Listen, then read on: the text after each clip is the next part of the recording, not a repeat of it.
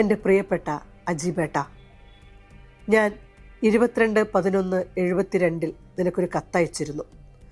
അത് നിൻ്റെ കയ്യിൽ കിട്ടിക്കാണും എന്ന് കരുതുന്നു. നീ ഇവിടെ നിന്ന് പോയതിൽ പിന്നെ നിൻ്റെ ഒരു വിവരവുമില്ലല്ലോ.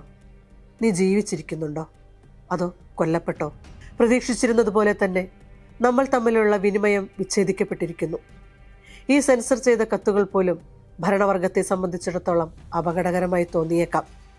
ഇവിടെ എല്ലാവരും നിന്റെ കത്തിനു വേണ്ടി ആകാംക്ഷയോടെ കാത്തിരിക്കുന്നു. മാക്കത്തിന് അവരുടെ ഇളയ സഹോദരൻ കുഞ്ഞിയമ്പുവിനെ നഷ്ടപ്പെട്ടു.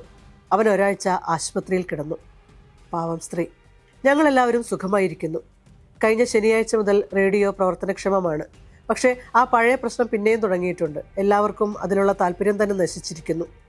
നിനക്ക് പത്രങ്ങൾ ലഭിക്കുന്നുണ്ടോ? TVKയിൽ നിന്ന് പുസ്തകങ്ങൾ വല്ലതും കിട്ടിയോ? കഴിഞ്ഞ ആഴ്ച ഞാൻ കേരള കൗമുദിയിലേക്കും മലയാള മനോരമയിലേക്കും എഴുതിയിരുന്നു.